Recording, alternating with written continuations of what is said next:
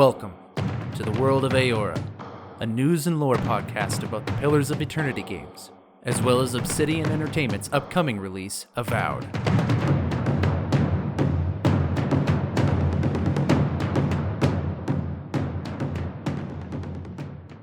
Hello everybody, and welcome to a very special episode of the World of Eora. For those new to the show, hello, it's nice to meet you. My name's Eric. I am the host, otherwise known as Gingerino.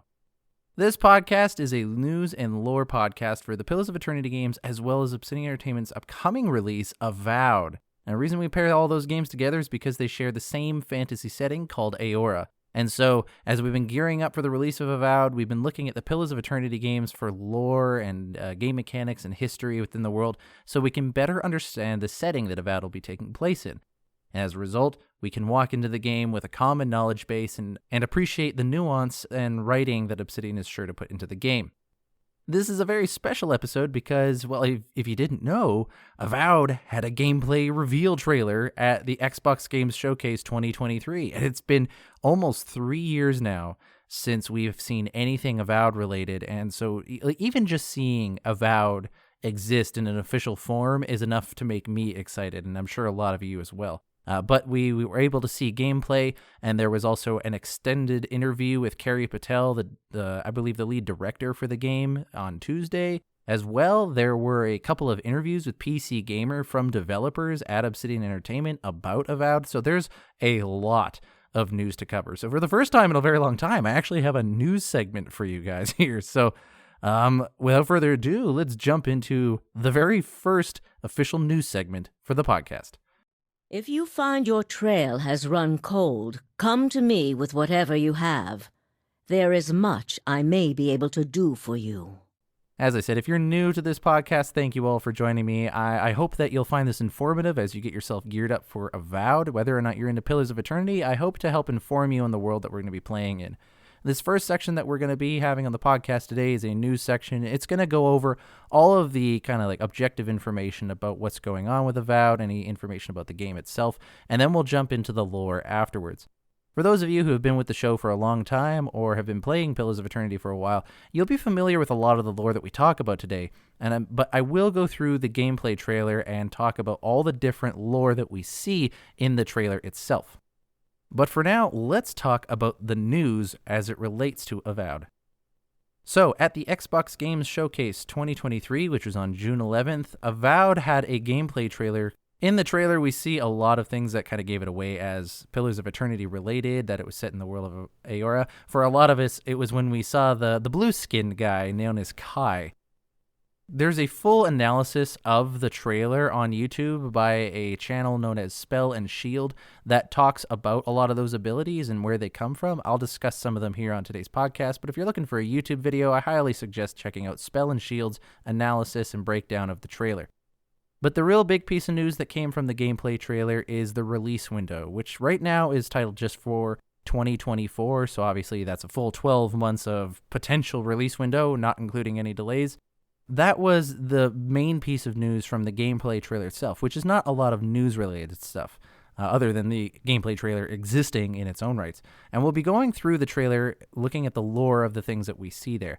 But there were some other things that came out concurrently with the trailer that are more news-related. Specifically, there are a couple of interviews with PCGamer.com. As well, there was a extended Xbox Games Showcase where they interviewed Carrie Patel. So we're going to be going through that right now. The title of the article is Exclusive: Obsidian Breaks 3-Year Silence to Spill the Secrets of Avowed, its next big RPG. And so here are some of the things that we learn from reading this article. It appears that our main character in the game is going to be an envoy of the Imperial Army of Adir. And so we are heading to this location in the world known as the Living Lands, which is a vibrant and varietized area where from valley to valley you can have completely different biomes, and there is new flora and fauna that exist across the Living Lands that have been unseen in other areas. It is a frontier land in the world, of course. This isn't the lore section, so I'm going to try not to get too far down the rabbit hole. Either way, you are sent as an imperial envoy from the Empire of Adir, which would be a continent kind of to the south of the Living Lands. You're there to investigate a mysterious plague. Apparently, Obsidian originally pitched Avowed the game as their version of Skyrim, but they eventually decided to scale back the game in its size, believing that their strengths played to more smaller experiences and are more narratively focused and have like unique dedicated maps for certain areas. And so it appears like Avowed is going to play in the Outer Worlds in that sense, where there are going to be separate maps for different areas of the world, and it's going to be very narratively focused. As they have said in this article and other places, with Avowed, they're going for depth over breadth. And so we can expect a very deep story and very deep writing with the characters and the narrative and your connection to the world as well.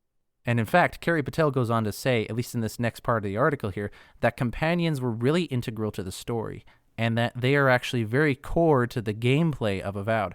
And so you can expect as we jump into Avowed that our companions are going to play a deep role. Some notes about the game from this article are as follows. As I've said, you do have an established role as an Imperial envoy from the Aediran Empire, which we'll talk about later in the lore section. However, your personality, appearance, philosophy, and vibe is up to you. So you will be able to build and roleplay your character in those aspects, your personality, appearance, philosophy, and vibe. However, your backstory, like where you come from and what you are, that is already pre-established. So from this, I'm kind of inferring that we are going to be bringing a unique story to the Living Lands with our character. We're going to have a unique background and history that is going to play an important role for the narrative of this game. You can only play as a human or an elf in this game and not any of the other races. If you've played Pillars of Eternity or listened to any of my other episodes, you'll know that there are more than just the two races that exist in the main civilized races of the world. There is also dwarves, there are Amauans, Orlans, and godlike. This is one of the details that I think has caused a lot of disappointment amongst the Pillars of Eternity fans especially. However, the more I've been thinking about it, the less disappointed I am by this, although I will admit I was disappointed at first. The reason I'm not as disappointed anymore is because I realized for me personally, a lot of my favorite, oh, the godlikes are so cool kind of moments happen when my character was interacting with other godlikes, so I'm not that torn up that my character is not going to be able to be one of those other races, but I am hoping very much so that there will be companions of a variety of races with a variety of cultures and experiences and stories so that I can learn more about the world and hear more of their stories. The reason that we can only play as a human or elf, I can only guess, is that because as an Imperial envoy of Aedir, the main races that you see in Aedir are meadow humans and wood elves. So it's just very likely that you are I don't want to use the word pure blood, but I guess pure blood Aediran. Like you have a pure ancestry in the Aediran Empire. You're not someone that has come from another country or something like that. So you are an Aediran through and through, and as such, you would be a human or an elf, very likely. The game itself is single player. There will be no co-op in Avowed, so do not expect to be able to play online with your friends, unless, of course, there is a modding community that is able to make it happen. But as it stands, it doesn't seem like that's going to be possible. The world is lightly systemic. Carrie Patel elaborates on this by saying, think water and lightning interactions, but not the old bucket on the head trick. For those not aware, when you played The Elder Scrolls Skyrim, you could pick up a bucket, place it over the head of an NPC, and because their line of sight is obstructed, you can steal things from right in front of them. That's the kind of the systems in play work for Skyrim. For Avowed, however, it's not as heavy on the systemic side of the games. It's more like, oh, water and lightning together. We know what that interaction means. There's a bunch of bad guys in a puddle. You zap the puddle with lightning. Everyone gets electrocuted. So it's just very light on that side of things. You'll have 2 companions with you at a time with their own combat specialties and, of course, personalities. This is a lot like the Outer Worlds. You were always able to have 2 people join you on your adventures as you were out and about in the world, and it's going to be the same here with Avowed. It doesn't say specifically in this line if we always have to have 2 companions or if we can go down to 1 or possibly just go by ourselves. But the consensus so far amongst most of the community is that we're going to be required to have 2 companions at a time. There are several ability trees to progress through, and you won't be locked to a particular class or playstyle. Again, this has caused some disappointment within the community, and some other people have been excited about it. It just depends on what you want. However, Avowed is going to be taking the route of different ability trees being available, and you can build your character by selecting abilities within those trees. Personally, I'm fine with either or. I'm excited for this one because it allows me to pick the abilities that are interesting to me. It allows me to create my own class as it will. Instead of having a multi-class, I can make just one class. And if I really want to roleplay, I can restrict myself to one tree. I'm okay with this personally, but I'll be interested to hear what you guys have to say about it. In regards to abilities and all that, you will level up in the game, but the focus will be unlocking abilities rather than putting points into stats to grow stronger. For anyone who played the Outer Worlds, you'll remember every time you leveled up, you were able to increase the numbers of certain statistics in the game. So like if you had a handguns skill, you could increase your handgun skill. If you had a leadership skill, you could increase the number for your leadership skill. However, it sounds like Avowed is going to more focus on unlocking abilities. So you level up, you get a certain amount of experience points, and maybe you expend those experience points to purchase or upgrade abilities in one of the trees. They have spent a long time focusing on their combat mechanics for this game, and they said they feel really good about it. They wanted to even take the time to make sure swinging a sword versus a mace or even an axe feel right for each individual weapon. You'll also be able to dual wield weapons, such as magic and melee, or something involving firearms, because there are firearms within this world. We'll talk more about the lore in that, but there are firearms in this game. They're old-timey kind of guns, so, thinking flintlock stuff or muzzle-loaded, that kind of thing, you're not going to be able to pick up an Uzi and just lay waste to the living lands. Each shot is going to have to be carefully planned and used. One thing that I'm very excited about that they bring up in the article at this point is they say they wanted loot to feel meaningful, and so you're not going to be going around picking up a sword that has slight incrementation in its strength. Apparently, there's like a tier system or something. We don't know actually what's going to go on, but apparently when you upgrade from one weapon to another, or you're trying to increase the strength from one thing to another, it's going to be meaningful in the sense that you can really feel the difference from one change to the next. It's not going to be that slight plus 2% to this particular enemy kind of thing, The article talks about magic a lot, which we see showcased within the trailer itself. We can see a lot of different types of magic being used within the trailer, different colors of magic, different styles of magic. We have a fireball, we have kind of a gravity spell, there's an entanglement spell with vines. There's a lot going on there. We even see at one point the character using a grimoire to pull magic out of a book.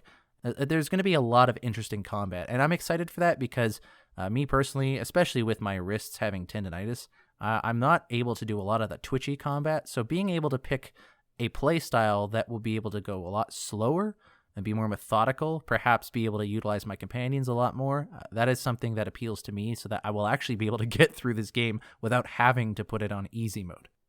At the very end of this article, Carrie Patel reiterates the core choice of having companions in the game and having them be meaningful.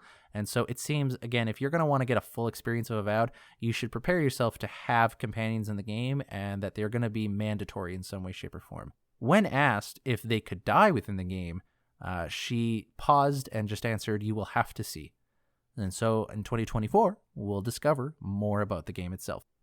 And so that was the PC Gamer exclusive interview with Carrie Patel, and they kind of summarized their interview with all the things that they learned from that there. If you want to go check it out, read it for yourself, go for it. I summarized most of what they had to say there, but there's a little nuance and a little bit of elaboration here and there from the writer of the article itself. So go ahead and check that out on PCGamer.com.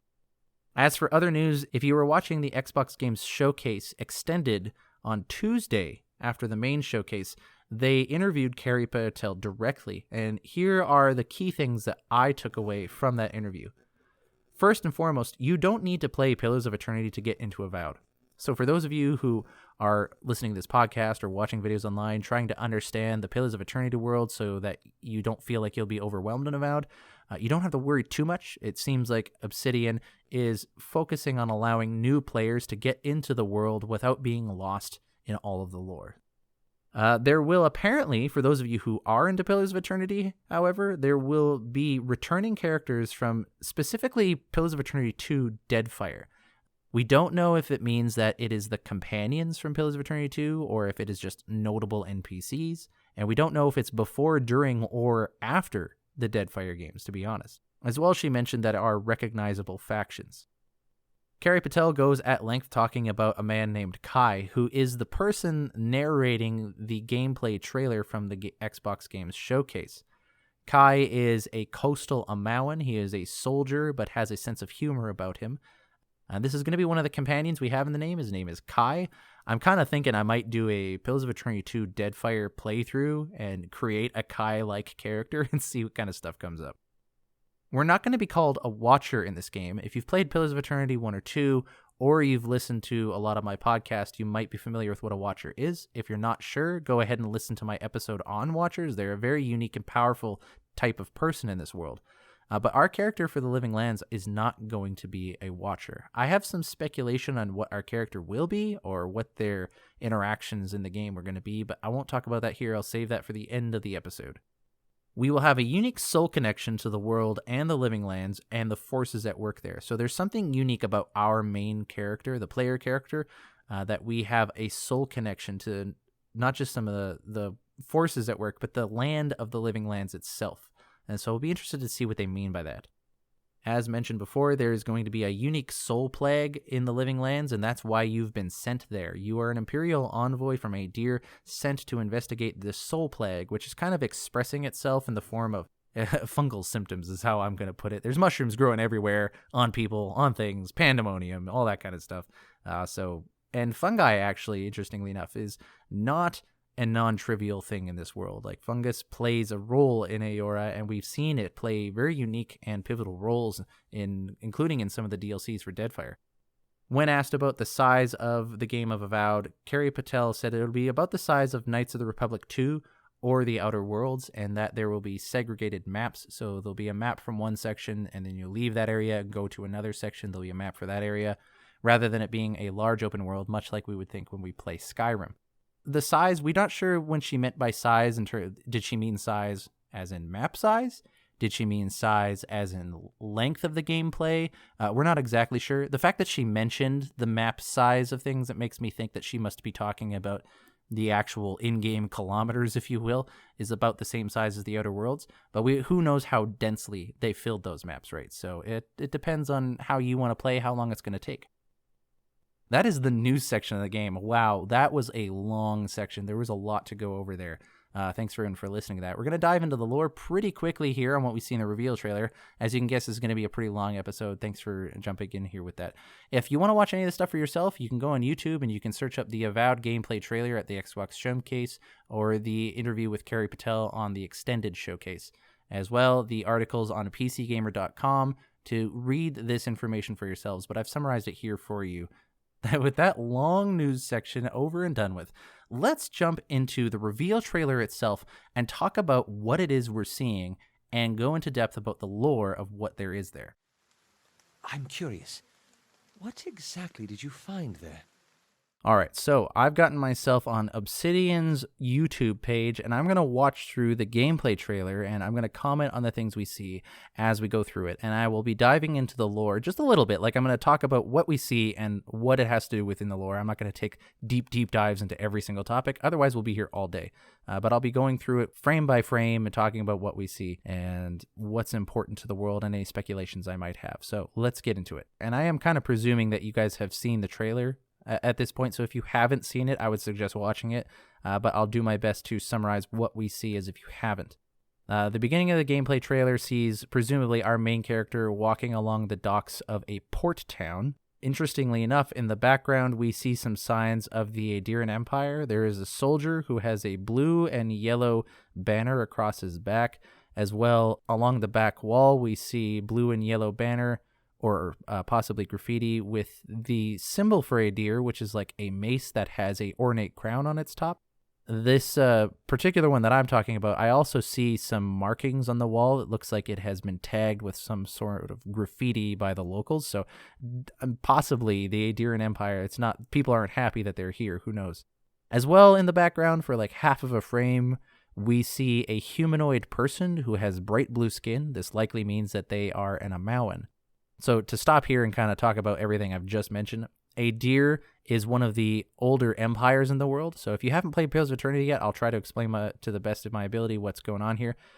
In this fantasy world, there are some worldwide superpowers, factions and nations and cultures that have existed for hundreds of years, and they've established themselves as self-sustaining, and they're exploring the world, and they're building up their technologies, they're finding new lands, etc., etc. The Aedir Empire is one of the main older superpowers that have existed in this world. They are so far spread and so powerful and so well known that the Aediran language is basically considered common, like from Dungeons and Dragons, how everyone has a common language. Everyone just seems to speak Aedir in this world. So they're one of the more widespread and powerful nations in this world. As for the Amawan, that is one of the unique races that exist in this game. If you've played fantasy games before, you'll be familiar with humans, elves, and dwarves, which do also exist in Eora. But for this world, there are also Amawans, Orlans, and the Godlike. If you're interested in learning more about them, you can check out my episodes on Amawans, or Orlans, or Godlikes. To keep it short, Amawans are basically semi-aquatic creatures. They don't live in the water, but they like to live next to it. Their skin is usually fish-like in texture. They're very big. They have pointed teeth, and they come in two main forms, Island Amawan and Coastal Amawa.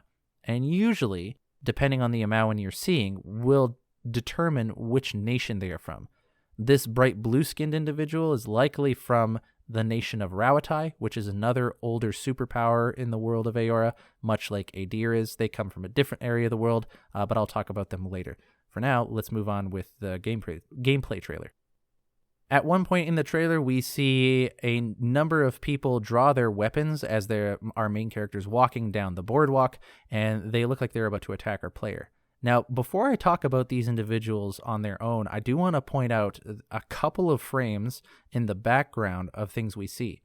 If you're able to pause just at the right moment, you're able to see a number of flags and banners in the background, each representing different nations and factions in the world.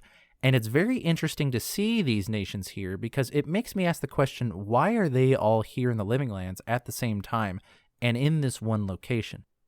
To summarize what we see some flags for the White March, the Huana peoples, the Aedir Empire, obviously.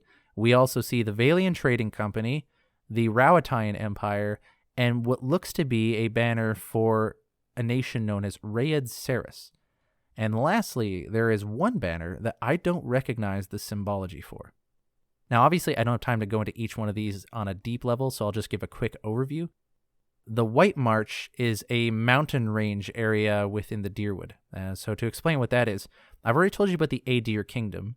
These Aedirans, as they grew in power and scope, they started exploring the world of Eora, and they discovered a new continent around the same time that other empires were discovering this new continent.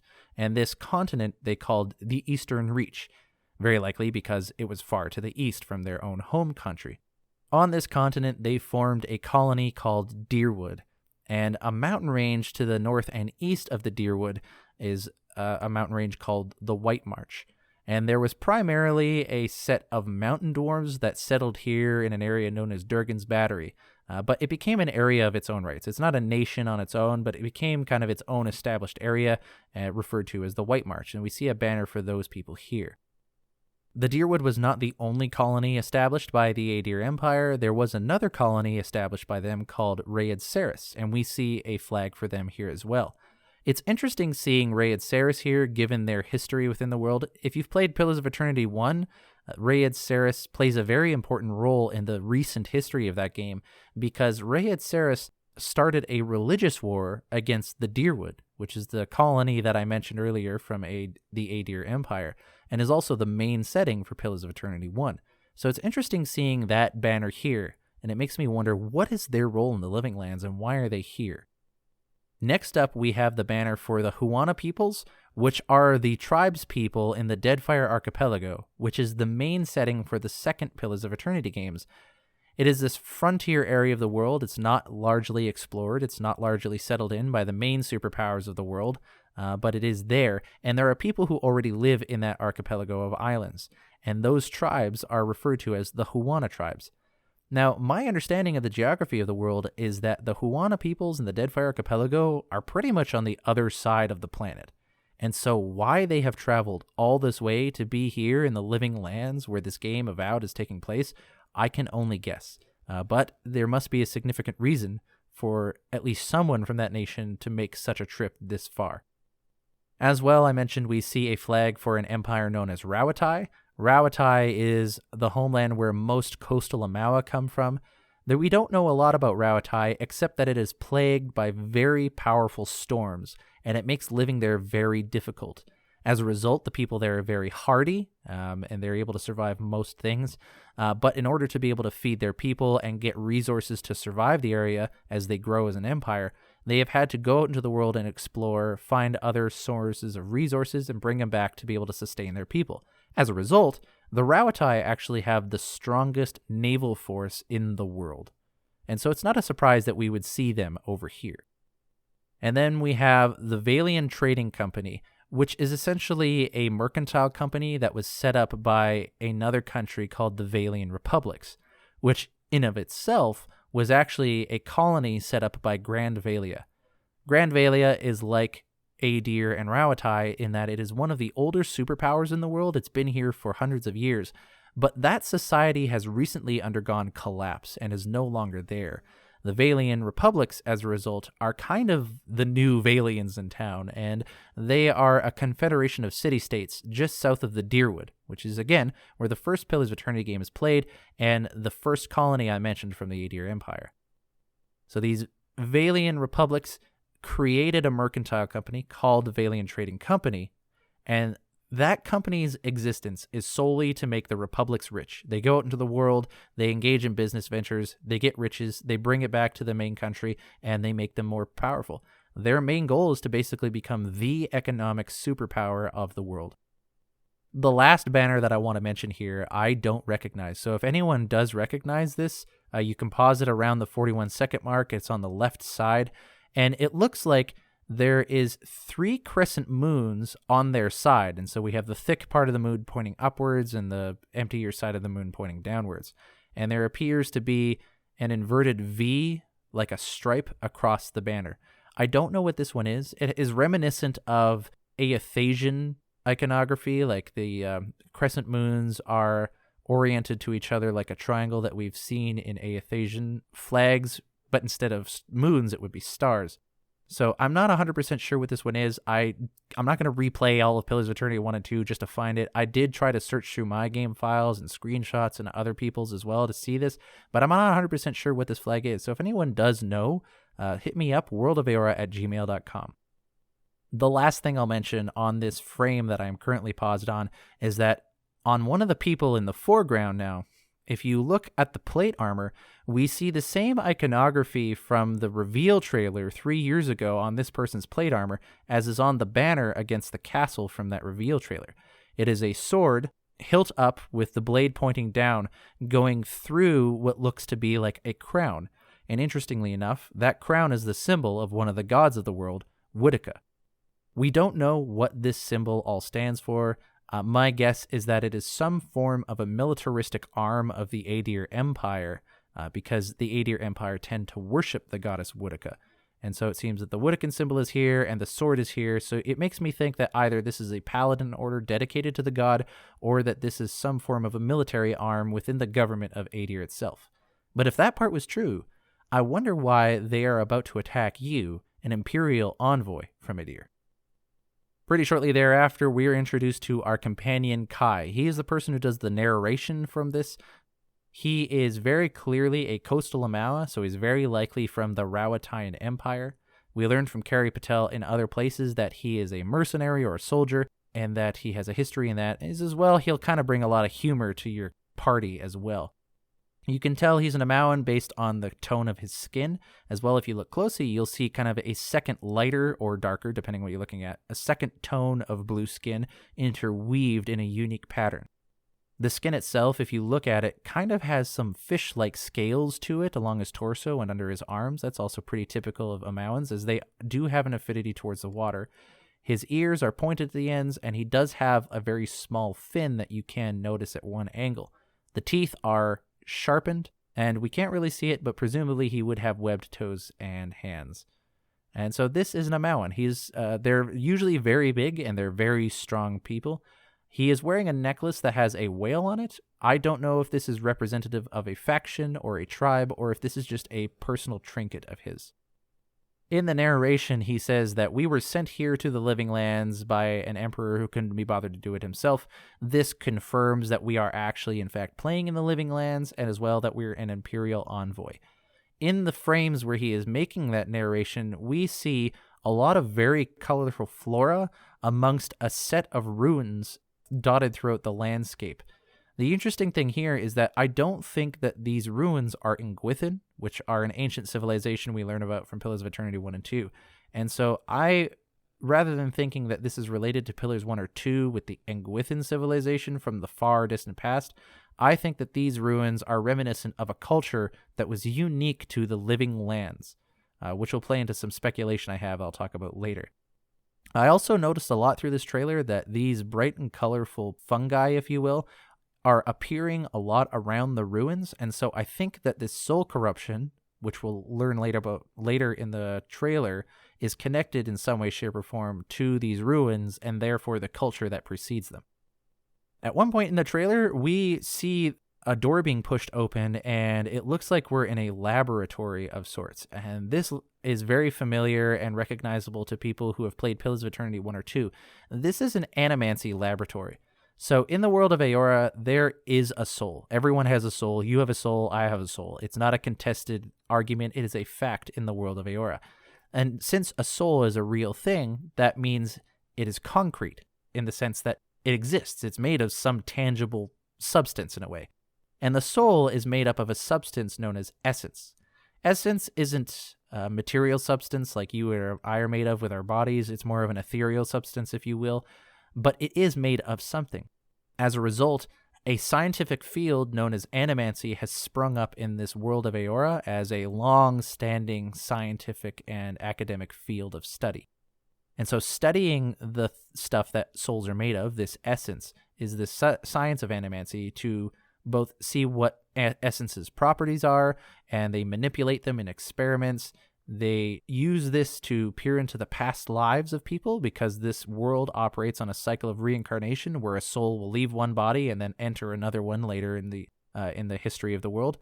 And that is largely what animancy is about. It's just studying souls and what the effects have on souls and looking at the fabric of reality, if you will, through this. And one interesting thing of note, in the middle of this laboratory, if you're looking at it, you will see a large green gemstone or crystal, a large pillar of gemstone in the middle of all this. That is referred to as Adra. Adra is a unique resource that exists within this world, and it's very important to the narratives within Eora because Adra has the capacity to conduct and house essence, which means you can put souls into Adra or you can transfer souls through them.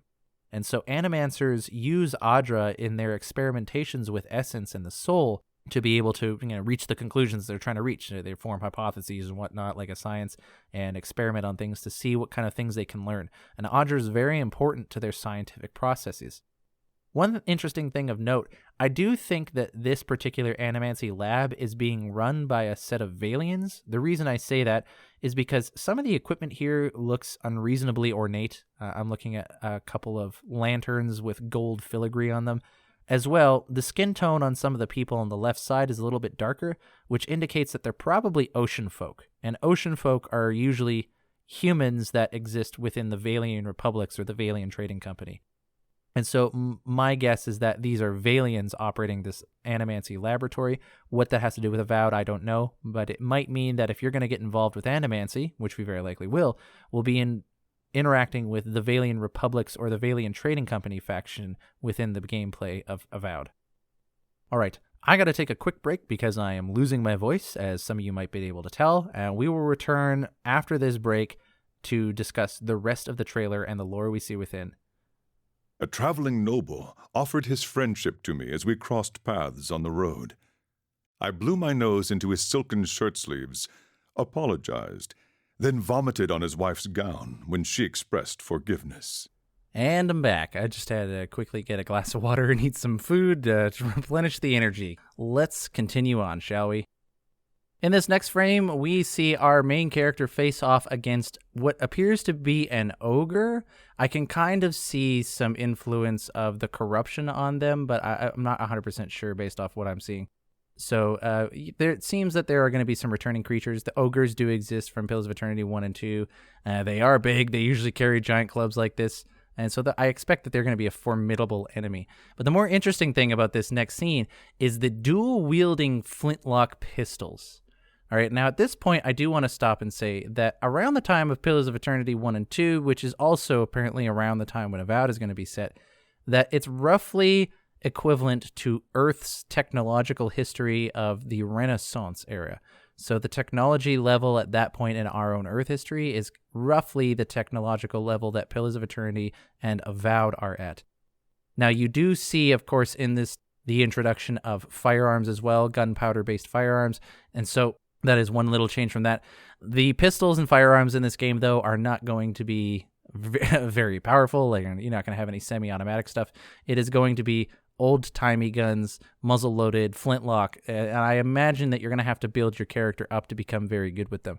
But they do seem to be quite powerful. They're demonstrating it here that you can go against an ogre with them.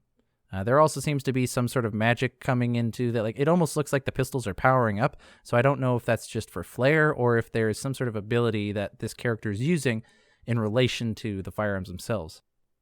This isn't related to the lore, but this next scene that we see in the trailer depicts a day and night cycle around some ruins. And I think that means that day-night is going to play some role within the game systems themselves. As far as lore is concerned, this again associates this fungal, colorful growth that we're seeing with these ancient ruins as well. And so I am thinking that there is a connection between the corruption and whatever civilization created these ruins in the first place. We get a very brief glimpse of a set of creatures that they look kind of like little lizard folks. I am pretty much certain, 99.9, that these are Zarups. Zarups are one of the main enemies that you interact with from Pillars of Eternity 1 and 2. They're basically like cannon fodder. They're very easy to go up against, but they can be intimidating in large numbers. They're kind of like Obsidian's version of kobolds. If you've played any Dungeons and Dragons games, kobolds are like these little dragonoid type humanoid lizard folk creatures. I'm not really doing a good job of explaining them, but Zarups are the same way. I do have an episode where I do talk about Zarups, so if you want to check that out, go ahead. The thing that is interesting about Zarups, however, is that wherever there are Zarups, there is almost certainly going to be a dragon as well, or at least a drake. But wherever there are drakes, it's basically just a teenage dragon. We're going to see dragons. So I'm very hopeful that we'll see dragons in Avowed. Right after the brief frame where we see the Zarups screaming on the screen, we see this really weird looking creature.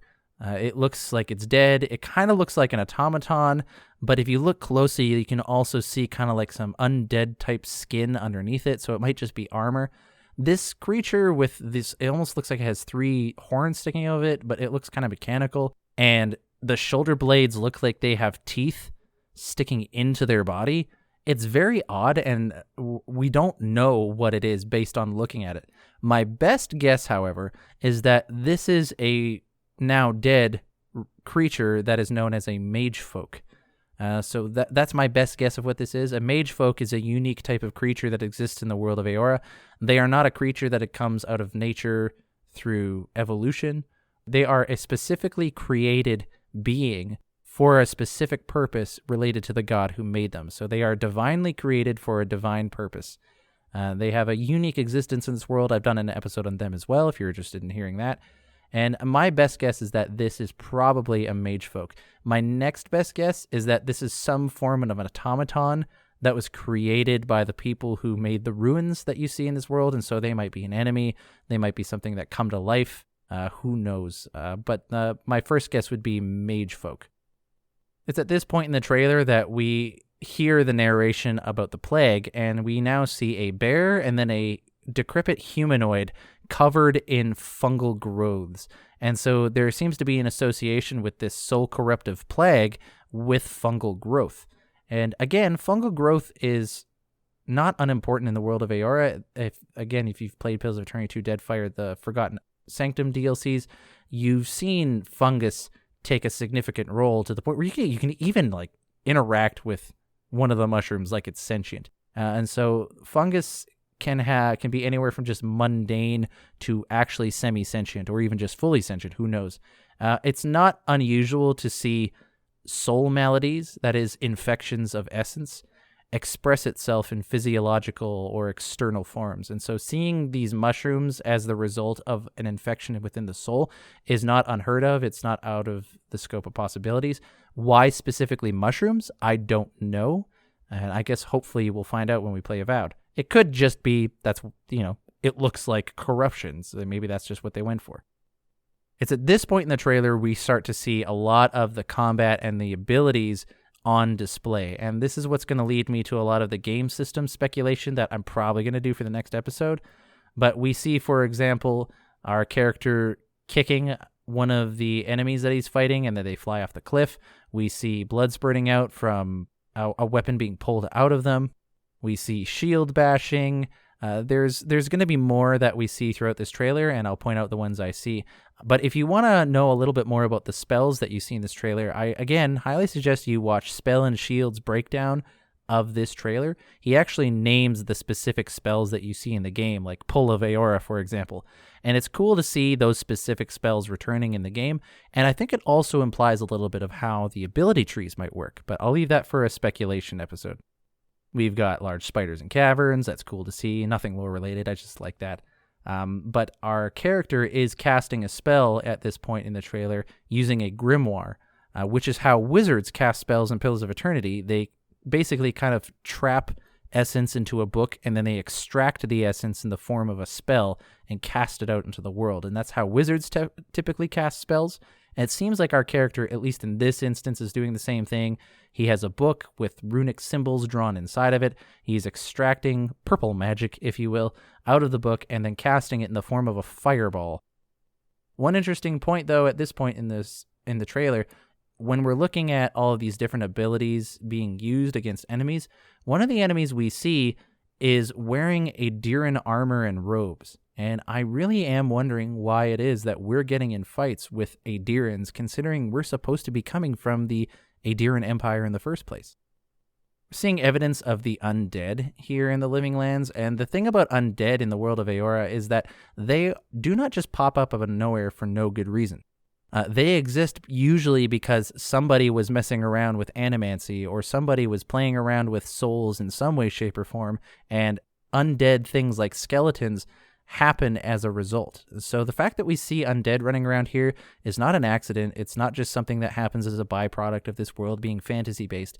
It means there's something going on. Like whether or not it's the corruption that's causing these undead skeletons, or it was the intervention of people experimenting with animancy, or a mixture of the two. We don't yet know what it is. My guess is that the corruption has something to do with it, especially when you consider how many undead skeletons you see near the ruins of shots within this trailer. This next set of shots shows the Pull of Eora magical spell, and you're fighting against a group of dwarves. I find it interesting that these are specifically dwarves. I don't know if that's because, birds of a feather flock together, so you just run into a bunch of bandits that happen to also all be dwarves, or if there is a dwarf-specific faction that is at play within Avowed. This does look to be like an official, kind of like the area that this magical spell is used. It's got this very wide walkway. It's got these benches for sitting in along the sides of the walkway. It's got a raised platform with symbols carved into the sides of what looks to be like an altar of some sort. There are banners hanging from the wall. So this may be some faction that is native to the area of the Living Lands, or another faction from another country. We don't really know. And perhaps it's mainly dwarven populated. Maybe this is the White March group that we're destroying with magic. I don't know. More demonstrations of abilities being used, powers that we've gained, and a shot of this other person that we've seen a couple times now I haven't talked about. There is this woman that is seen with our main character a couple times now through this gameplay trailer, and she has a darker tone of skin, and she looks like she's wearing priestly robes almost. And so if you were a class in Pillars of Eternity, priest is one of the classes you can play. You're kind of like a faithful to one of the gods of the world. So it looks to be like she is a priest of some sort, and it's consistent also with the weapon we see her wielding. It looks like a rod, which is typically used by mages or priests. So she looks to be like one of those. Since she does have a darker complexion, she's very likely an ocean folk, which means highly likely she is from the Valian republics or the Valian Trading Company. There's nothing else we really know about her other than she looks like a Valian and that she is probably a priest. So she'll be an interesting companion to have along in your travels. And the trailer closes off with our character demonstrating a powerful spell amidst a horde of undead in a wasteland-looking area, which has, again, it looks like old castles or possibly more ruins. And so we're seeing this correlation to undead and ancient ruins as well. There is a banner on one of these castles if you pause right at the right second. We've seen a couple times within the gameplay trailer, but I don't know what it is. It looks like it has these 3 squares with some sort of design in the middle of them in a vertical slice, and the banner has the center of it kind of cut off at the very bottom. I'm not sure what that is. Maybe that's the iconography for whatever ancient civilization was here before. We don't really know. Our character looks like he's using a priest ability like Holy Radiance or something like that to combat all of the undead that is around him, and he's wielding a sword that looks like a lot like the sword from the first reveal trailer back in 2020. And that is where the gameplay trailer closes out. All right. And so that's the gameplay trailer. We went through it, and I pretty much outlined the different pieces of lore that we can see within the gameplay trailer. We didn't go deep dive into each one because we would have been here way too long, but we talked at length for a few of them, so that was pretty fun. From the other sources of information we have, like the interviews and the articles, there isn't anything lore-related that we didn't already cover either in the news section or in the reveal trailer. We did talk a little bit about Amauans in the reveal trailer because Kai is one of them. Talked about the connection from souls to the world because you have a unique connection to the living lands in the very core of your being, your soul. You're also an envoy of the Aedir Empire, which we talked about. So there's a lot of the stuff we pretty much have covered at this point. Now, I haven't gone through frame by frame by frame for hours on end and analyzed every single tiny thing and gone through both Pillars of Eternity games and corresponded every little thing that's there. So there might be something we're missing. If there's anything out there that I missed or that you noticed that you want to point out, then send me an email, worldofaora@gmail.com. I'd love to hear anything that I might have missed. I'm going to continue to dive into the trailer and see what else we can find, but for now, that's all I have. Now, normally at this point, I would jump from here straight into the how's this going to play in Avowed section, but this basically was all Avowed. So instead, I'm going to dive into the closing segment of this show, but I want to talk a little bit first about the community response to what we saw in both the reveal trailer and the articles and the interviews. Is an oath worth the weight of a crown? If you've been involved in the Avowed subreddit or Discords or any social media involving Avowed recently, you'll have gotten a very mixed number of responses in regards to this gameplay trailer. There was, at the offset, a very large and quick negative response to the reveal trailer for a lot of valid reasons. I'm not going to dismiss the reasoning behind it.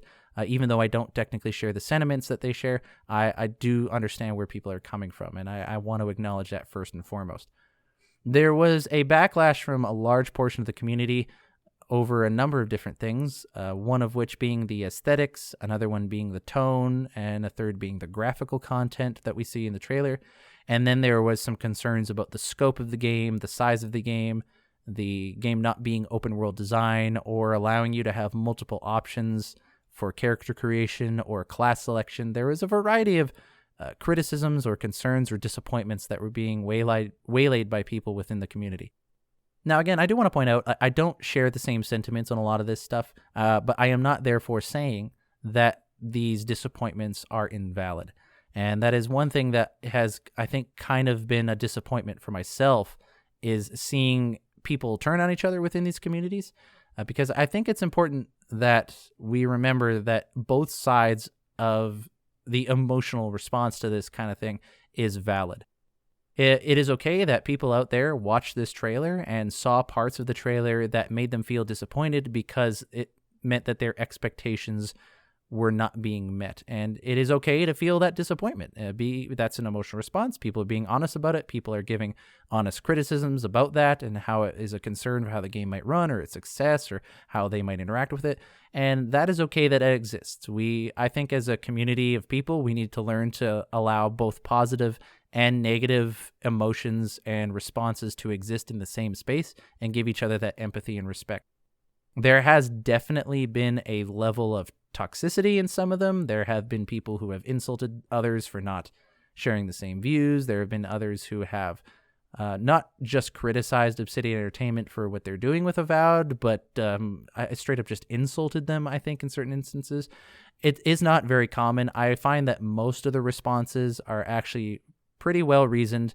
They're coming from maybe an emotional point of view. Perhaps they're just ranting, but they're not, crossing any inappropriate lines, I would say.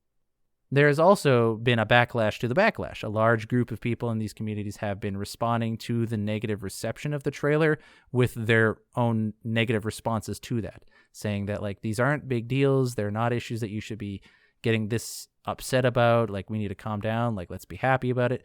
And that, too, is also valid. Like, people not wanting there to be an overwhelming sense of negativity about a game they're excited about, that's a valid thing to be concerned about. Who, as a community, I feel we should probably be more excited than disappointed, or at the very least remember to remain excited. But we don't want to silence either side. Again, just trying to avoid crossing that line of inappropriateness and learning to be at peace with each other, even though we might be having different responses. That said, while there was a large, I would say, a burst of negative response, there have also been a lot of positive responses, myself included, to the gameplay trailer and the news from the articles and the interviews. A lot of people are excited that the game is being pulled in the direction it's going. There are those who are excited about the choice to be able to make your own class as you play the game. They're happy that the game is not going to be overwhelmingly big like Skyrim, that you can have a shorter, more replayable experience. People like the aesthetic and tone that it's going for. There has been just as much, possibly even more, positive responses than negative ones. But again, I want us to remember that both positive and negative responses should be allowed within this community. So I hope moving forward we can continue to practice that. I know haven't been completely innocent of it. I was probably more in the backlash to the backlash kind of group, and if I ever crossed a line, I apologize. But we're not perfect, so we'll all move forward from here, moving on. I did want to say one thing, though, in regards to this podcast. If my show has in any way set up in the mind of you guys, the listeners, an expectation that Avowed was going to be a certain way, like it was going to play like Pillars of Eternity or Skyrim, and as a result of helping you form those expectations, you have become disappointed by any of this news, I apologize for my involvement in helping you set those expectations up and then therefore becoming disappointed. I won't take responsibility for anyone's responses themselves. You guys are all able to decide how you're going to respond to stuff. You guys are all presumably adults. I mean, I look at the analytics of who listens to my show, and most of you are adults, so you can manage your own expectations, and so you guys can take responsibility for those. But I recognize that in making a Pillars of Eternity heavy podcast for the last couple of years, there is the chance that I have unconsciously given this expectation and hope that Avowed will play like Pillars of Eternity. And reality is that Avowed is its own game. It's not Pillars of Eternity. It is Avowed. It's set in the same world as Pillars of Eternity, but there's no necessity that it has to be Pillars of Eternity either. I compared it to games and books and movies that are in the Dungeons and Dragons world, particularly Forgotten Realms. We see lots of different forms of media in the Forgotten Realms that are completely different in tone, completely different in expression, completely different in a lot of ways. And they're all equally valid and canon for the world of the Forgotten Realms. And so Avowed is allowed to be different than Pillars of Eternity and other games like it. And I hope that I didn't set that expectation up in any of your minds. If I did, I apologize for that. And I'm going to endeavor to be a lot more clear on the area of expectations when it comes to gaming and this lore podcast. But I just wanted to say that quick. I felt it was important enough to say, so there it is. But yeah, so that's been the community response. Again, it's easier to focus on the negative, but there have been a lot of positive as well. I remain kind of in the positive camp. I am super excited about Avowed, not just because I'm doing this lore podcast, but because genuinely I'm excited about the game. I can't wait to see the stories behind the companions and what their interactions with my character is going to be and what my character's interaction with the world is, because I apparently have a unique connection to the Living Lands. All right, that's everything for today's episode. I'm going to close out the episode now. If you made it this far, thank you for listening to this entire thing. It was a beast of an episode to record, but I am so happy we did it. There was a lot to cover. I tried to go at a brisk pace, but also make sure to stop and focus on the important parts. So hopefully I didn't lose a lot of you in there. If I did, hey, let me know through an email. And this is where I'm going to plug the email, obviously. But before I tell you what my email is, I have a quick request from those of you who are listening. The next episode that I'm going to do is going to be a speculation episode. I am going to take all the information from the reveal trailer and the interviews and the articles, and I'm going to speculate on any part of this game that comes to mind. That includes things like story and character arcs and abilities or metaphysical lore, anything like that.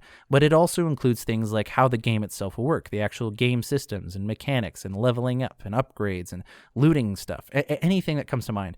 And I was going to do it in this episode at first, but then I realized I would really like to hear what you guys have to say. So for those of you out there who have watched the reveal trailer or been keeping up the news in any way, shape, or form, if you have any theories on any part of Avowed, whether it be the game, the story, the mechanics, the lore, anything at all, even if it's just a tiny little theory or a very big, expansive tinfoil hat theory, send me an email, worldofaora@gmail.com. I want to hear everything that you guys have to say.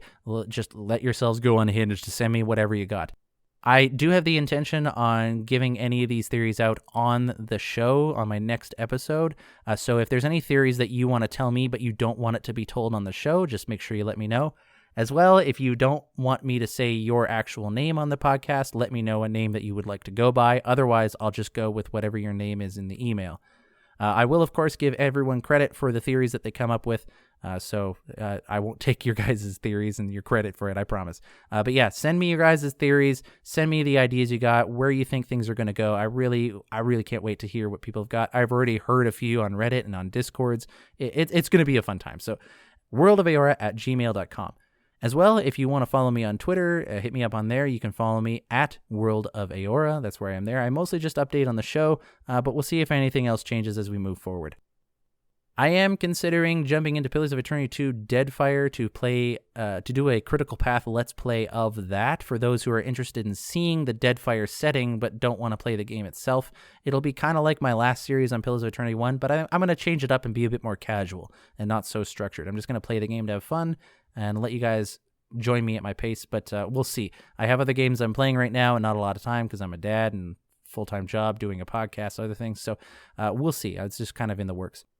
Currently, I have been playing the Baldur's Gate 3 Early Access. My brother picked up a copy, and I have a friend that also has a copy, so we've been playing that game on co-op just because I've wanted to get into it, but I didn't want to replay the beginning over and over again, but since I have people who are playing it, I kind of just joined them on their quest, and that's been a way to experience Baldur's Gate 3 without me feeling like I have to replay a bunch of old content over and over again. I've been really enjoying it, especially having wrist tendonitis. This game is more my speed, and my goodness, Larian is knocking it out of the park. There's definitely a lot of bugs going on right now because it's in early access, but this game is doing really well for me. I honestly, like, the quality of life improvements, I think I would have trouble going back to Divinity Original Sin 2, and that game was stellar, in my opinion, for how well it played. I don't know. I feel like going back to that would be a downgrade to how well, in the comparison anyways, how well the systems for Baldur's Gate 3 is so far. But and then again, it's been a while since I played Divinity, so who knows. Anyways, that's what I've been up to. Let me know what you guys are up to in the emails you send me in regards to the speculation theories. Thanks, everyone, for listening to this very long episode. I will try to return back to shorter episodes so that you can actually chew through it within a week's time in the future. But for now, you got this long one to go through. I hope you enjoyed it. Thanks, everyone, for listening. I'm your host, Eric, a.k.a. Gingerino, and I will see you guys next time.